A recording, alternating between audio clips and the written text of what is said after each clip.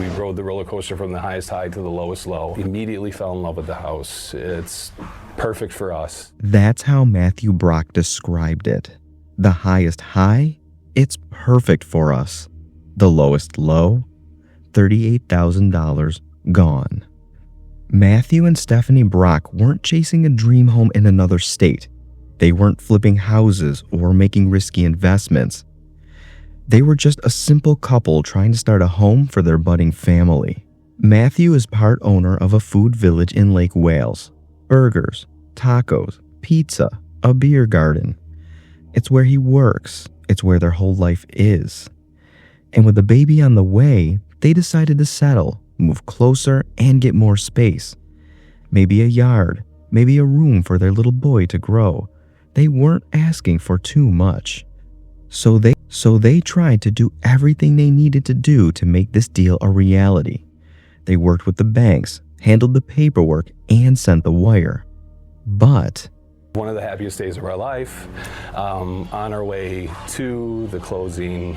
But as they're headed over, the title company calls to tell them their money never went through. Matthew and Stephanie couldn't believe it. It felt like a prank. They had paid $38,000 for this, yet they couldn't lay claim to their dream home. Their brain went into overdrive, because that's what your brain does in scenarios like this. It looks for logic, an explanation. Maybe it's a processing error, not fraud. But then the pieces started falling into place. When we find out that it was fraudulent, it's like everything just sinks. Like you feel the blood just drain from your body. That feeling is what they call shock, and they had all rights to be, because the Brocks had fallen victim to what's called home escrow wire fraud. What's that? Well, a home escrow wire fraud is a cybercrime where scammers intercept communication between home buyers, real estate agents, or title companies to steal closing funds. Hackers typically use phishing to gain access to email accounts, then send fake fraudulent wire instructions directing the buyer's down payment or closing costs into a bank account controlled by the thief.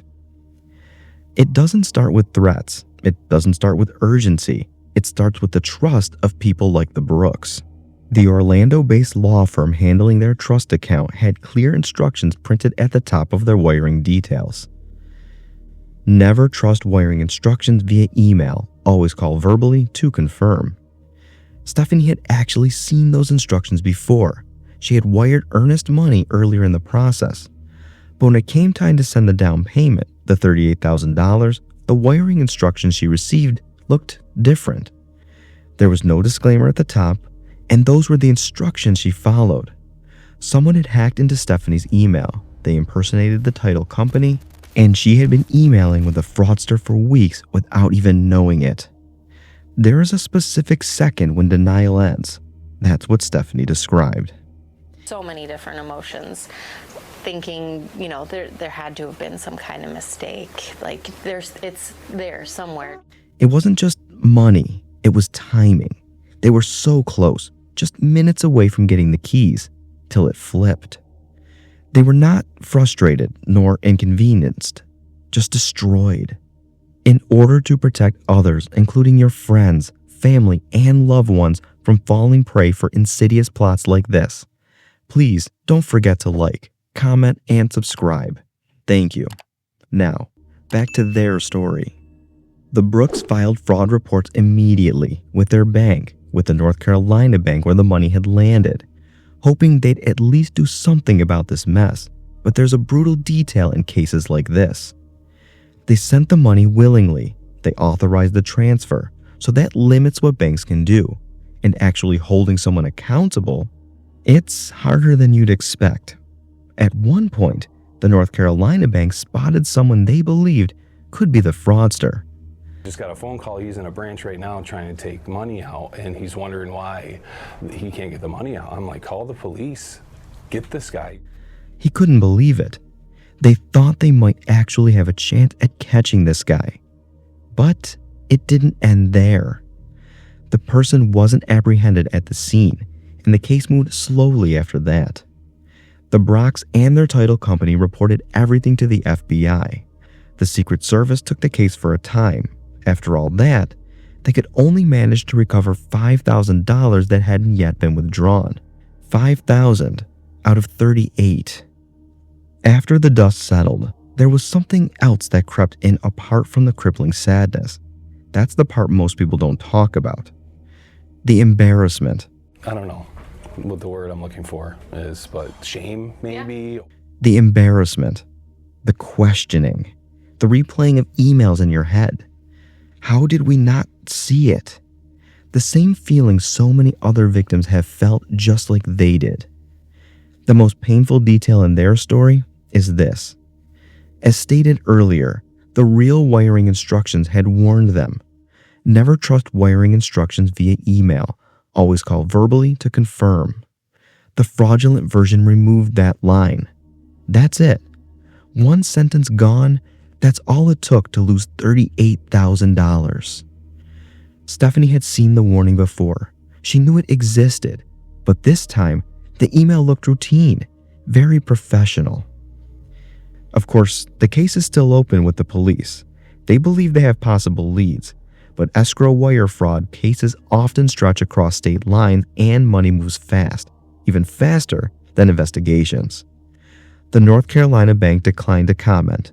Truist, the Bronx bank, said scams like this are on the rise and actually emphasized one point in particular. Independently, verify any wire instructions sent via email or by phone with a verified source or a number found on the title company's website. That's not optional advice, that's survival advice. Matthew could have shut down. They both could have stayed quiet. Instead, he asked a different question. We had this awful moment happen. How do we turn it into something great? How do we turn it into something positive? And my thought was awareness. Awareness, which is a powerful tool needed to prevent such tragedies from striking others like it had struck them. That's why they spoke out and reached out to any news outlet willing to share this unfortunate story with the world at large. If you are wiring money for a home, burn this into memory. Before you send any money, verify all wire instructions directly with your trusted professionals. Call them. Not using the number in the email, using the number from their official website. Be cautious of last-minute changes. Be leery of urgent requests to wire money quickly. If you believe you've been scammed, contact your bank immediately to try to stop the wire transfer and report it to local law enforcement, to the FBI. We rode the roller coaster from the highest high to the lowest low. That's where this story ends. It's perfect for us. I don't know what the word I'm looking for is, but shame, maybe? Immediately fell in love with the house. It's perfect for us. They had almost closed the deal. They were expecting keys. Instead, they got a phone call that left Stephanie feeling like her blood just drained from her body. That's what $38,000 disappearing feels like.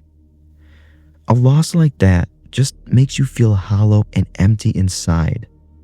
Who knows how long it could take them to recover from a financial loss like this? So if you remember nothing else from their story, remember the line that was missing. Always call verbally to confirm. Because one phone call might be the only thing standing between you and the lowest low.